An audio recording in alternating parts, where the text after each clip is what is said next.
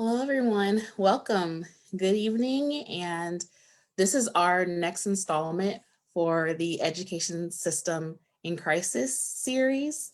Happy New Year and welcome back.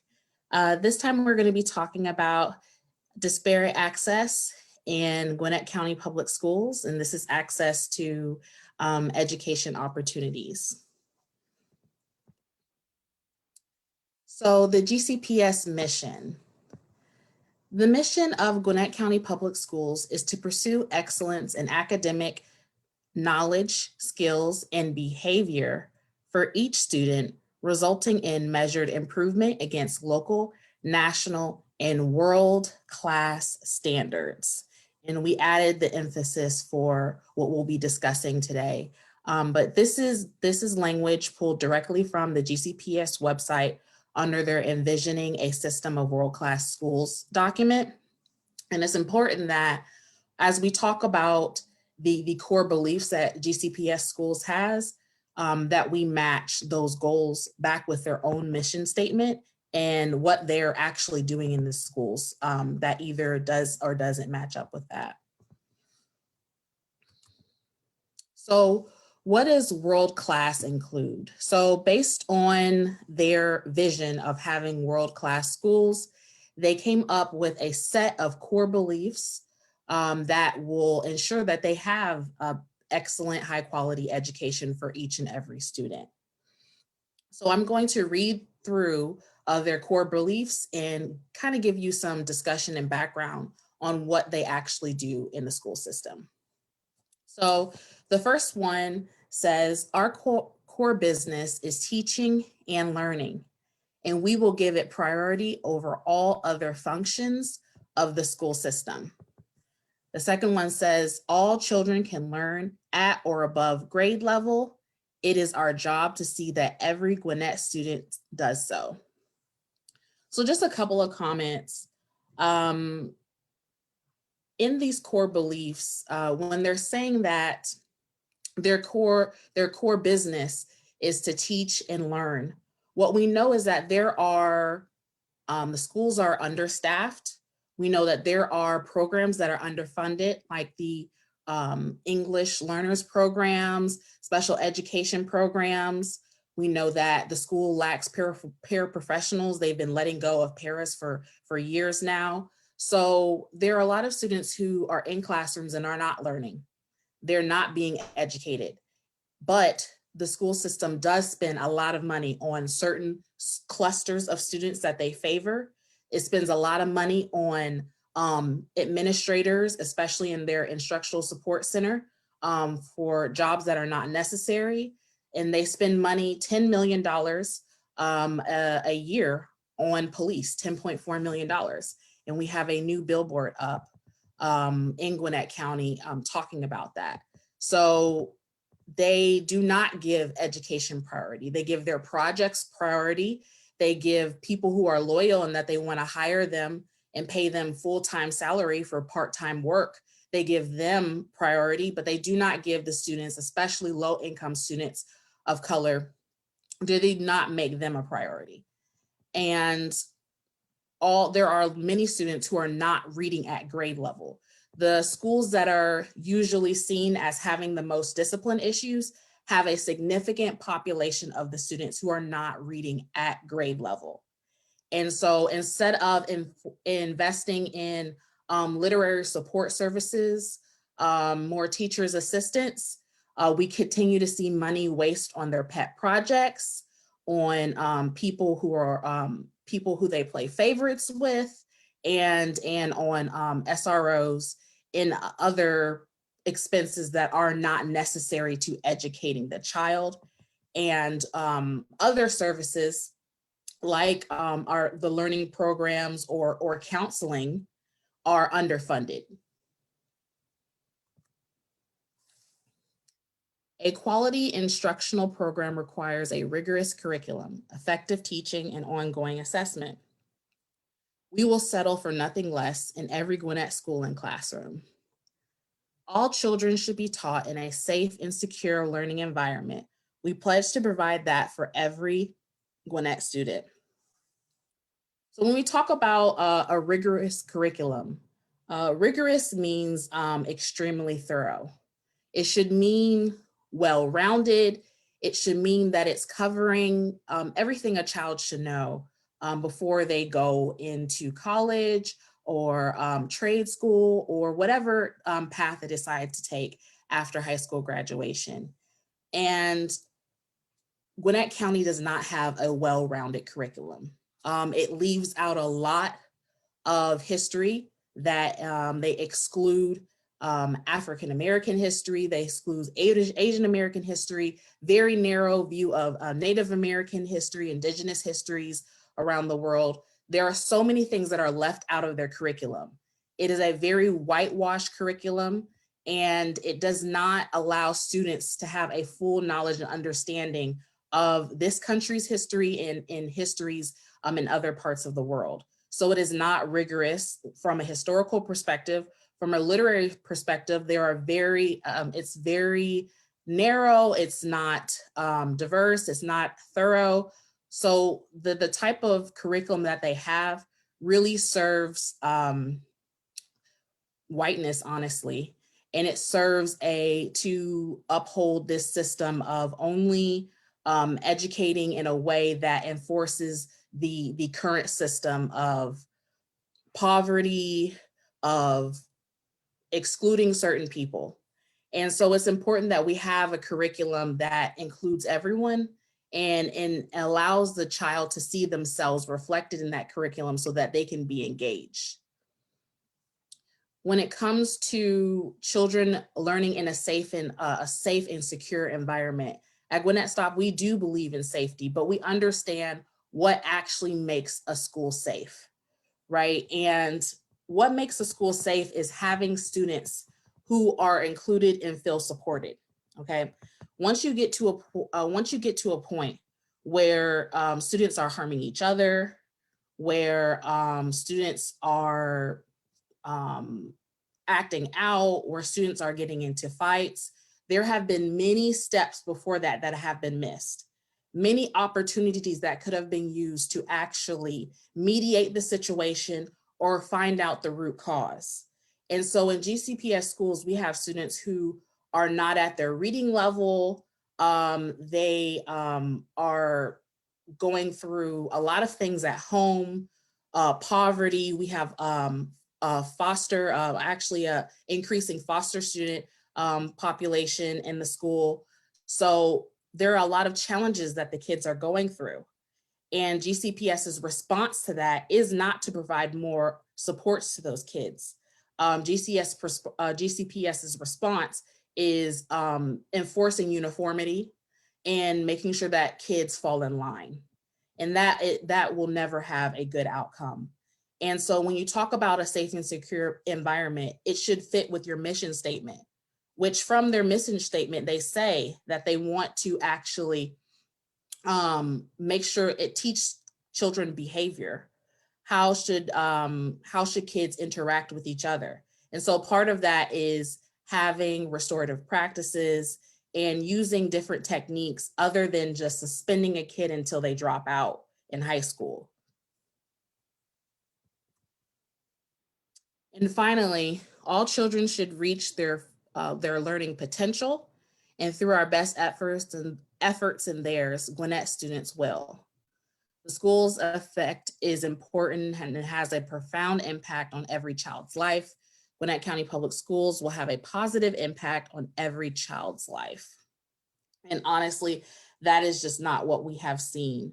There are a lot of kids, once they go through Gwinnett County Public Schools, they have many bad memories, experiences, self-esteem issues that they've gone through because the school system is very much catered to white children who come from families with money or who are upper middle class. If you learn in a different way, if you are a student with a disability, if you culturally you have something else to bring to the table, they really do as much as they can to kind of really squish you into this box. If you're not this picture, what they think is picture perfect, if you don't if you don't fit into their image of what a great Gwinnett County public student is, then you are not supported in the way that the other kids are supported. And sometimes you're pushed out. You're offered, they send you to an alternative school, or they, you know, suspend you for very vague reasons. And so we know for a fact that Gwinnett County Public Schools does not have a positive impact on every child's life. Students who graduate from schools where they weren't offered advanced courses, they're not being prepared for college, they're being sent to alternative schools that is not preparing them for any productive life after graduation. They are not getting those positive impacts. And so it's important that we think about all the children and not the ones that were already set up to succeed. And as far as all children reaching their learning potential, large swaths of students, as I said before, students with disabilities, English language learners, there are a lot of underfunded programs at GCPS. And so those children are not being supported and given everything that they need to reach their fullest potential. So in lieu of that information and of the advocacy we've been doing for a long time, we had a new video release at the end of 2020 called WorldClass Education for Whom? So we're basically talking about, there are a lot of things that Gwinnett talks about, the Gwinnett Promise and world-class education, all of these lofty ideals that they have that they're not meeting, and they're also not on track to meet based on their actions. And so world-class education for whom is focuses on the different educations that people receive or that students receive at GCPS, and how minority students do not receive the same education as students from more affluent, wider schools. So I'm going to show you 3 clips from WorldClass Education for Whom.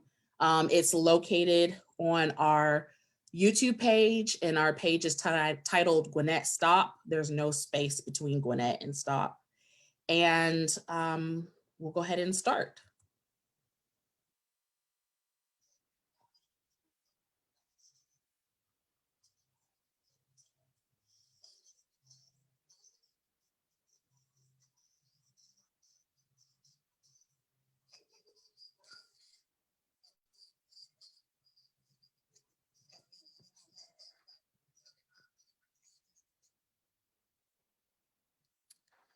So this was from a parent named Toyasha, and she was talking about her children just memorizing but not actually being educated. So memorization, not education. And that's actually, it's not a problem just in Gwinnett County. That's a problem with our national education system in the United States. Just testing, teaching to the test, and dumping all this information into students' heads, and they're dumping it out. So education should be to educate, to explore, to spark curiosity, and to lay the foundation so students can gain mastery,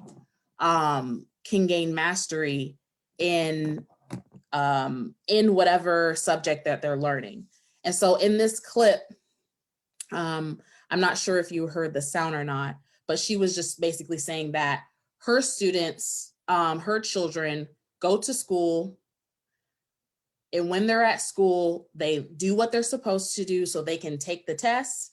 And then after they take the test, they dump all that information. So at the end of the school year, when she asks her kids, what did you learn this year? There's not a lot of answers coming back. So this clip is about maintaining a racist school. Share your sound. Hold on one moment.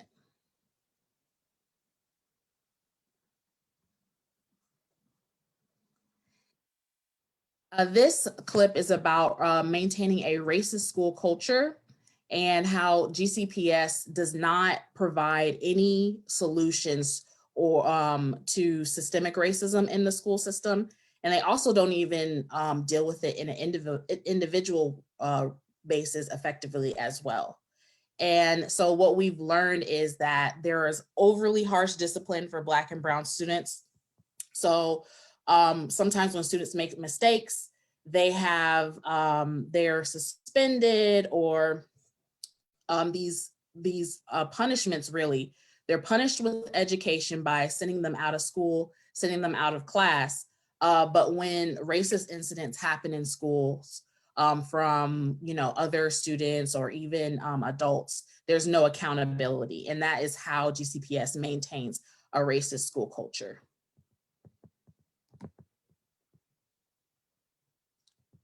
So we're gonna try with the sound with this one. Just give me one moment.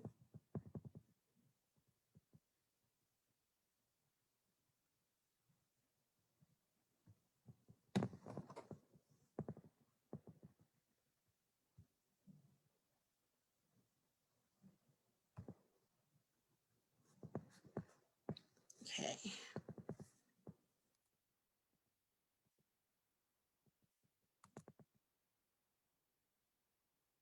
We've had several racially charged incidents at the school. You know, children have been dropping N-bombs very loudly, heard by, you know, coaches and refs and teachers and everybody, and, you know, nothing happens. And so that, you know, puts the, it's clear that, you know, students of color, their mental well-being is not considered important. You know, when you have students dropping N-bombs and using racially charged language, and nothing happens. Okay. So one of the things that we've noticed is that Gwinnett County Public Schools, back when it was time to actually integrate Black students into Gwinnett County Public Schools, the school system shut down in Gwinnett County because they rather shut down their school system than to allow Black students into a school. And that culture, that way of thinking has never really gone away. Black students exist in the school system. They're learning in the school system at GCPS schools now, but it's in a way where they're still funneling Black students or pushing them and keeping them away from higher resource classrooms. They're still keeping Black students away from certain academic opportunities. They're punishing Black students in an unfair manner. So the type of education and the access that students of color receive at Gwinnett County Public Schools is not equal to what white students, especially white students who are upper middle class or wealthy, receive. So this clip is by from a parent named Avelia, and she's going to give her account of what she dealt with her child on racial stereotyping.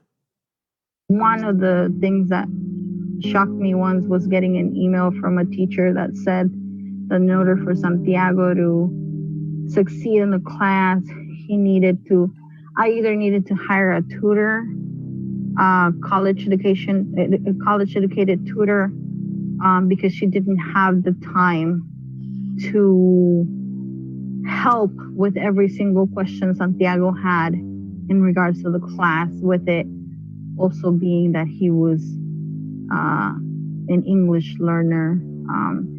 And it really threw me off because Santiago is actually learning Spanish and his first language is English.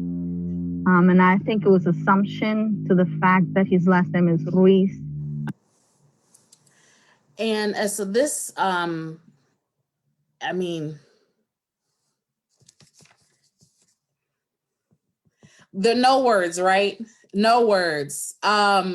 This is not, some people think, and I guess it's white people who think that stereotyping is, you know, something unfortunate, but you know, things happen. No, this has a major impact. So her child, her son, was in a classroom where the teacher did not even understand what language the child spoke. How is that even possible? Have you not been communicating with the child? So you have no idea of what the child is doing, what their capabilities. I mean, that should be one of the first things that you understand about a student, other than, their name, is what language they're speaking. And then the fact that she not only was wrong, or that teacher was only wrong, but was referring services and asking Avelia to provide a college educated tutor. This is what we mean when we say that GCPS is catered to white affluent families who can just hire people. Why would you assume that people have the money to just hire tutors and get these resources and that? And let's remember that GCPS has a budget that is $2 billion a year.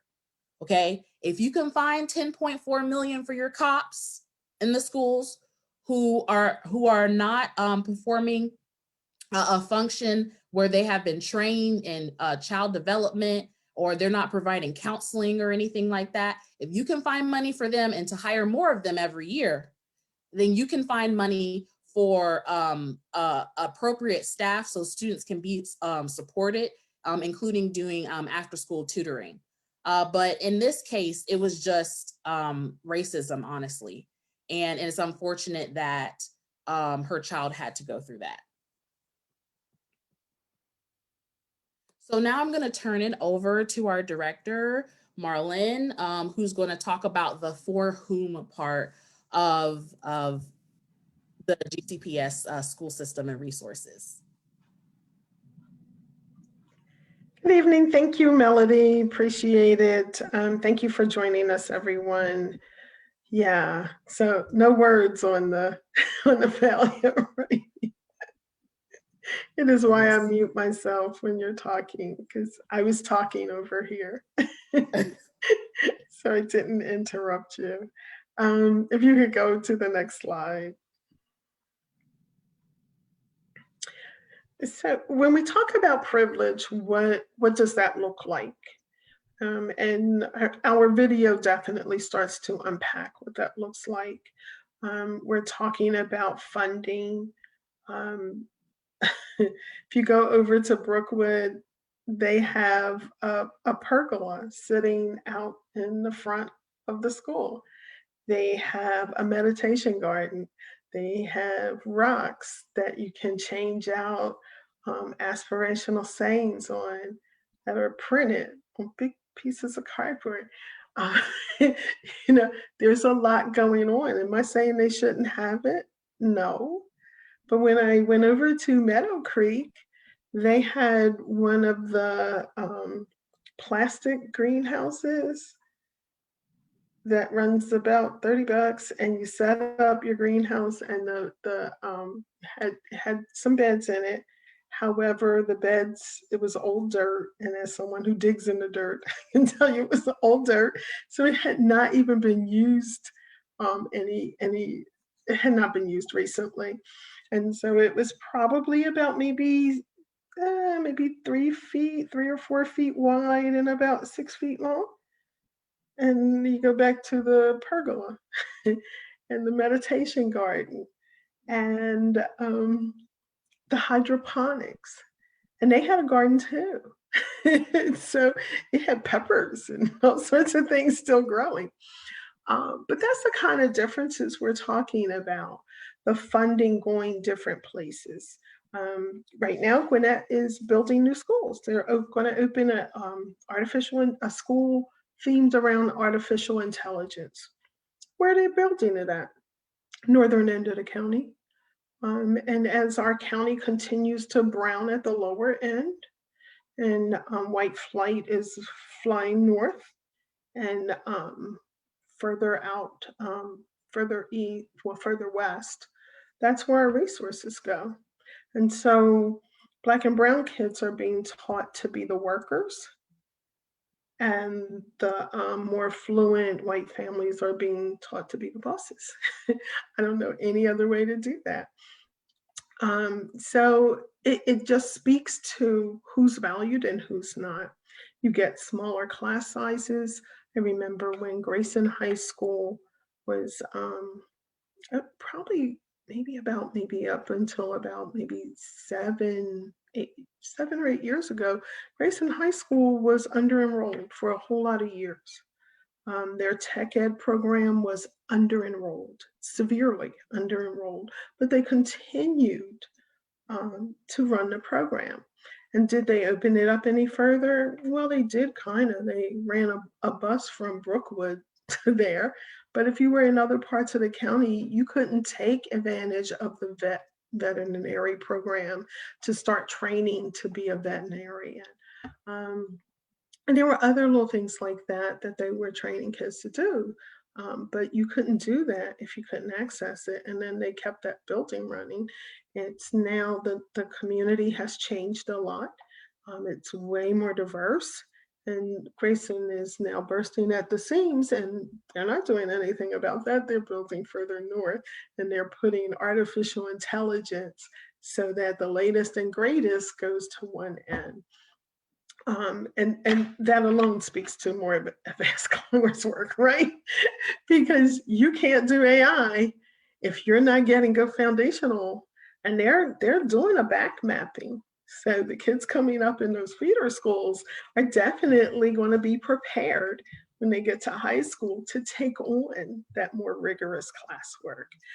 And we see that all too often, and it just kind of jumps around.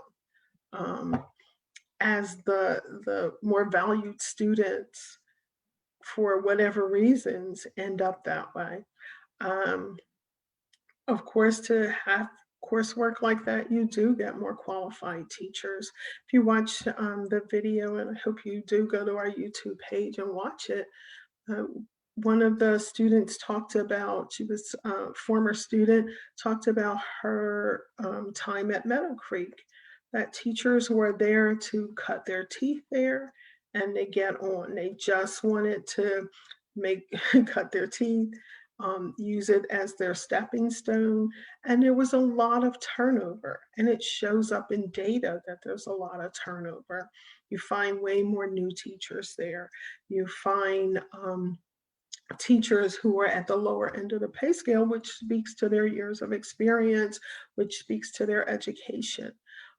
And that's what you see a lot of. She didn't feel like teachers were vested in her. There were some. It just wasn't enough because those weren't the value students, and they saw Meadow Creek as not the place that they wanted to be. What I don't understand is why they don't make it the place they want to be. You know, so you can shift your attitude. You can start to invest and believe in the children you have. And if you truly believe that every child is a gift and every child can learn, as you told us, is mission, every child can learn and can do work at grade level or above. But not everyone believes it, and that has to change. And that attitude is pushed down from the top. Right? So the superintendent sets the culture and climate for the system. And if that's the attitude there, that's what you get further down, unfortunately. And it shows up in that funding. If you can go on to the next. And too many people know about disadvantage. It's like the opposite of everything I said. It's the blow up greenhouse. It is, that's not been used. It's the beautiful football field that's at that school, beautiful clubhouse that's at that school. But the school itself, I see more Gwinnett schools are putting up the outdoor benches and tables for students to sit at. Brookwood had them tucked away at every corner. They even built a bench around one of the trees so you can sit under the tree and just think or veg or whatever you're going to do. At Meadow Creek, I think there were 2 or 3 of those. And, so we know what disadvantage looks like. And the programs begin to be underfunded. You get less of the rigorous classwork. You get fewer access as you're going up the ladder and you're in high school. You get less access to AP classes. You get a fewer number to choose from. You also get, on the lower end, the entrance into gifted programming is very, very, very, very low. And per state law, it's supposed to be top 10% of the kids, but that's not how that works out. Tests that are given tend to be more subjective. They bring in and pull out kids as they see fit. Too often I've heard of children being placed in the gifted program in 5th, 6th grade. There's a whole foundation that they've missed leading up to that. Underfunded ELL programs, and I know that's definitely a soapbox for Melody, that children can spend in the elementary grades in particular, can spend a whole day in that building and not understand anything that's going on because there's no one in the building that's speaking their language to be able to communicate with them. And so I understand immersion. My oldest one was in an immersion program. He started at kindergarten, however, okay? And so there has to be that transference where there's a point that if that child had a really desperate need, they had no way of communicating. And so we've got to change things like that. Making assumptions that what students' first language is. Ask them. I mean, just ask them. You know, I don't understand how you don't know. You know, and that's what happened with quiet children. You know, people make a lot of assumptions, and a quiet child is not pushing back, and they're just observing you. If you ever tap into what they're observing, you probably not like it much. The teachers and support staff, lots of absenteeism. If you go to the civil rights data collection, ocrdata.ed.gov.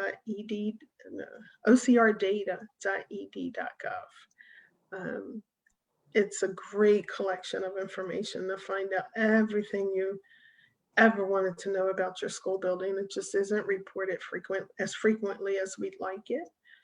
However, you'd find out about absenteeism rate, the number of staff in a building.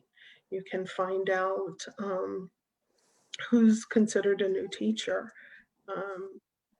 And also the Governor's Office for Student Achievement also does some collection of that data, thanks to advocacy that was done by lots of groups around the country around the Every Student Succeeds Act. The state is now reporting way more. But you start to see the different kind of staff that's in a building. Who's there doing art? Is it someone with that background in art, or is it somebody who kind of got put into the job? You know, who's doing who's doing the IT stuff for kids and getting them. And I know everyone thinks that they know what they're doing, but coming from an IT background, I can tell you there's lots of things that they need to be taught in the skills that they're kind of picking up, but they don't know how to connect them. And is the person teaching that someone with that background, or someone who got stuck in there, or is there even anybody in there?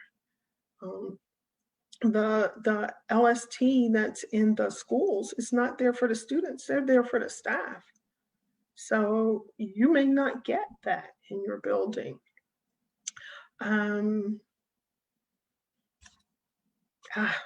Inadequate resources for special education. I don't even know where to go with that. Or should I say, I don't even know where not to go with that. In particular, it was bad before COVID. It's worse now for a lot of reasons, just a lot of reasons. Not all of them the system created. but the system isn't diligently working with parents to try to resolve them. And when parents advocate, then they come after the parent. The parent then has a target on the back. They're subject to have the school resource officer show up with a no trespass warning to keep them out of the building. They just don't work collaboratively. And I think you would find a lot of give and take coming from parents about they understand what today's time is. Where's the point where we meet in the middle and they know their children? So why wouldn't we collaborate with them? Why wouldn't we talk to them and figure out what's going to be best? Yes, the system has things that it has to look out for and be mindful about, but so do parents. And there's a point in the middle that can happen, but you have to first build a relationship with a parent and not treat them like pariahs every time they push back on something that you do. And so, you cannot tell them, oh, parents are key, parents are important. We got to have parent involvement. And I ask somebody to define that for you. But special education has always lagged, unfortunately. But the best practices in education come out of special education, and figuring out where children are and meeting them where they are. That's where it comes from. If PBIS was done right, that was one of the things that came out of special ed. The whole leveling thing, teaching children where they are, grouping and regrouping came out of special education, out of special education processes. So, but I'm just going to say, pre-COVID, it wasn't working, and now it's on fire. And so we've got to start collaborating more with parents and figuring out how do we still continue to move that student down the path, and then also have our safety concerns and being mindful that we're meeting our safety concerns. So, it's an ongoing issue. And to that point, unfortunately, last week, one of the Gwinnett County paraprofessionals passed away from COVID that she got at school. And I'm going to reach into my memory banks. If I get this wrong, I do apologize. I believe the lady's name was Maud Jones, and she was set to retire. She just put in her paperwork and got COVID several days later, and now she's passed away. And for those in GCPS, the overwhelming majority of paraprofessionals are helping special education students and those who have more profound disabilities that they require the extra support. And there are some that are there. Generally, you'll see them with autism, with kids who have autism and things like that. But they're there also just to support other students who have some learning disabilities too. And you think about that, here's someone that served children and she served special education children. And now those children won't have her. And oftentimes the para is just so one-on-one with that child and melded with them throughout the day. That's going to be a huge loss. And I don't have all the answers, but I know things like that, we need to start really figuring it out. Having those cross-sectional COVID teams that come together and look at this holistically. She was at risk and there wasn't protection for her. And we've got to be honest about when we do have COVID in the building and where it is, and allowing staff to be able to quarantine and things like that, so that we can keep everybody safe and that nobody else has to pass away. So I want to express my sympathies to her family. And hopefully, you know, we won't have that again, but it's my understanding this is the third staff member in Gwinnett County Schools that's passed away from COVID. And that's just not good. We cannot have that. We just cannot have that. But I've strayed, as I always do. And then the inferior infrastructure. Whew. You know, we spend so much money on fields and field houses, and we don't pour into children's brains and their dreams. Gwinnett students just don't get the same. They have a lot of window dressing on their buildings, but then when you go in there, not everybody has access to a device. The internet may or may not work here and there. It's a lot of issues that go on that lead us right back to who are we funding? How are we funding? Are we looking at funding from a perspective of equity? Those who need more get more? Or are we looking at it from the status quo? Those who already have a lot get even more. And we have to shift from that type of mindset and understand we're impacted by all the children, the good and the bad. And so if you want your community to thrive, you want more children having that good experience, really learning, coming into their own, instead of the bad of being disadvantaged, not having the proper support. Gwinnett has been using the one-size-fits-all reading program for students with dyslexia since my children were in school.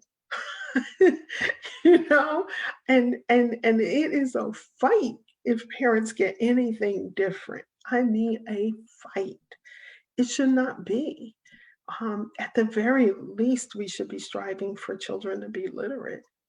At the very least, you know, because they can't do anything without that. And we have to figure out where literacy is back to special education. And everyone thinks of special education as the child who's physically disabled, and that is. However, they think of the students who have more profound disabilities, and it is.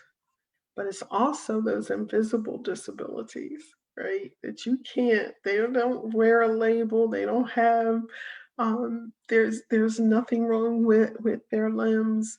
They are able to walk and sit up. They do understand everything that you're saying as you're saying. Well, no, not even understand, because I believe a whole lot of people understand who can't give it back.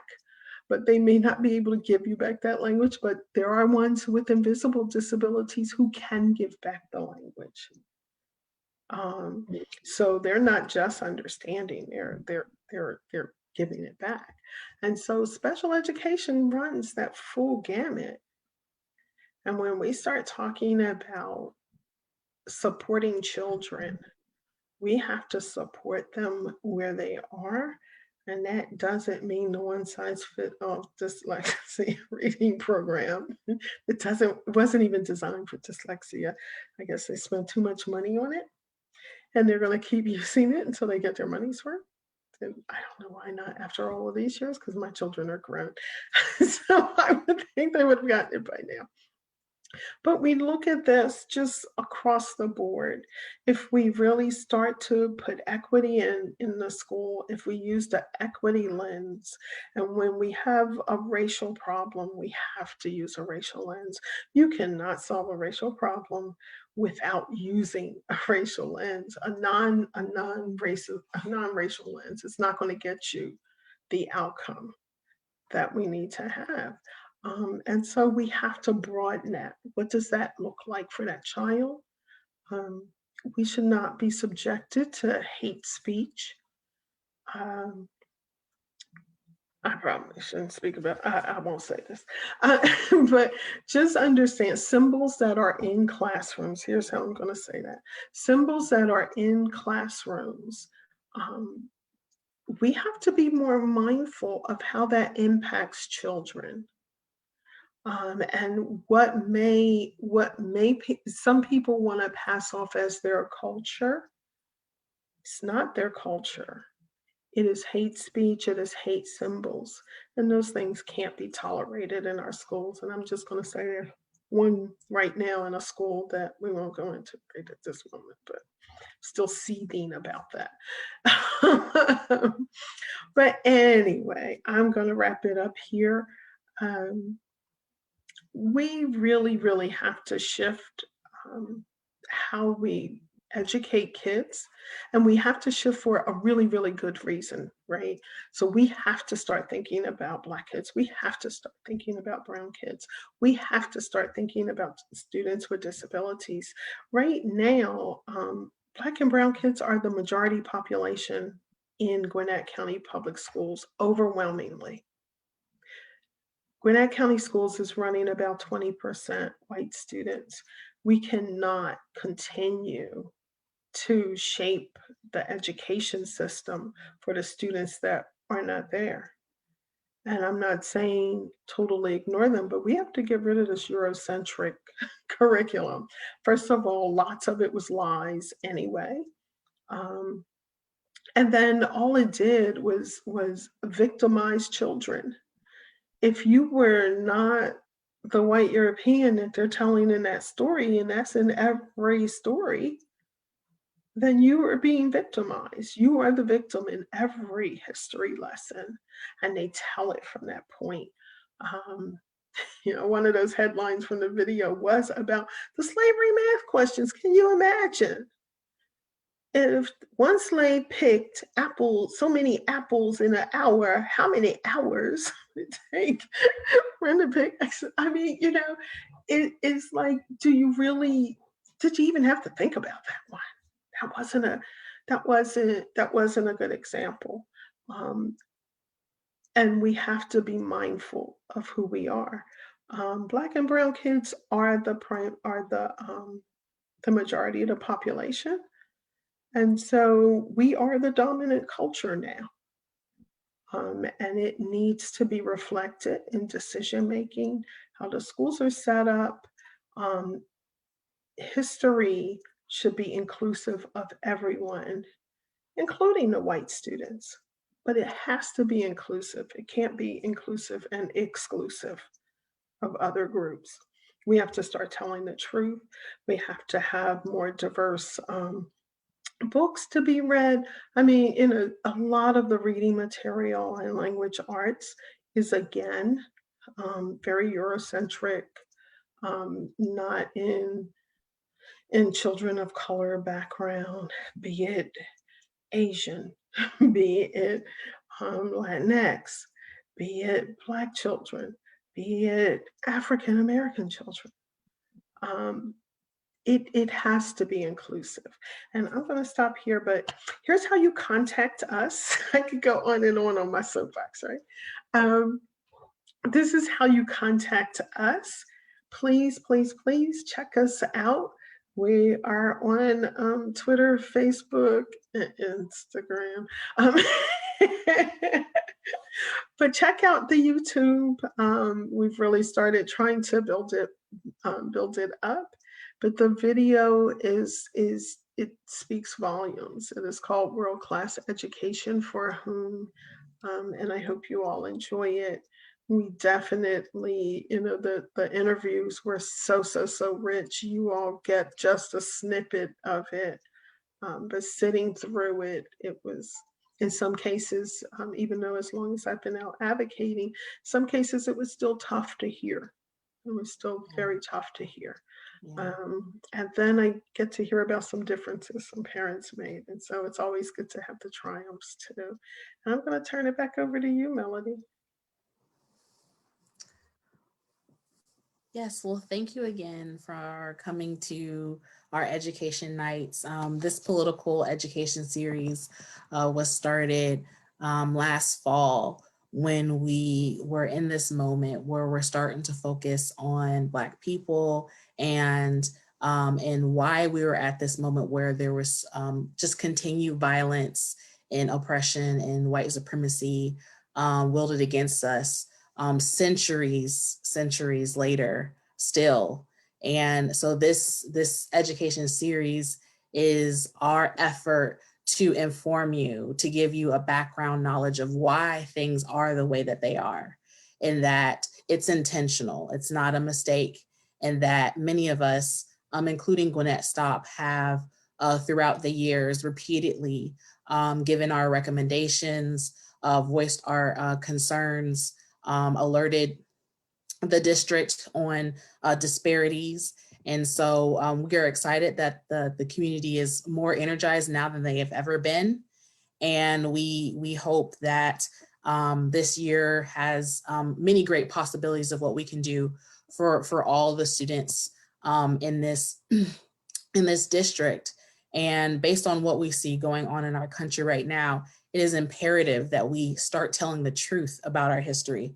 If this country has any chance of surviving of what we're going through now, we're going to have to be honest and not just telling a lie to cover up another lie.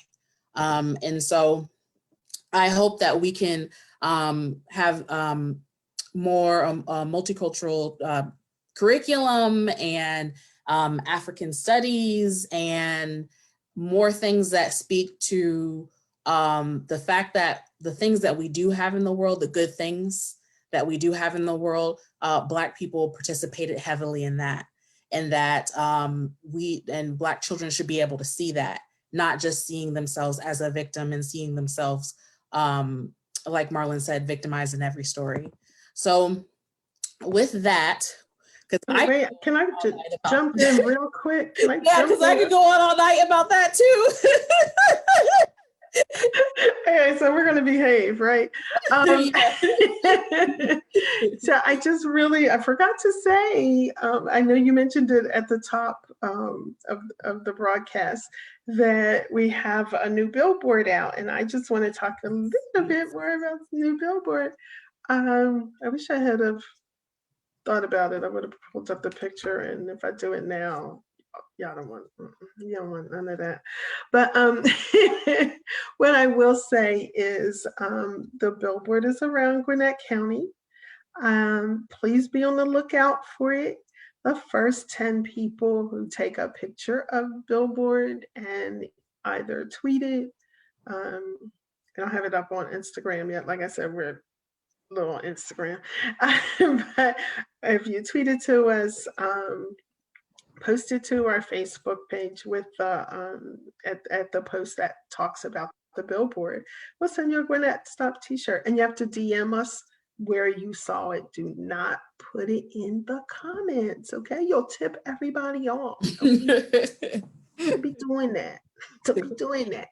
And you cannot reuse my picture.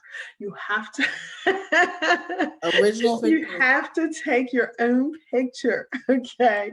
And don't text and drive. Oh, and I wanted to put it in the post, and I forgot the Facebook post.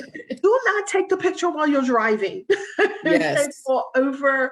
There are places to pull over and where the billboards are. So just pull over, please, and take the picture safely.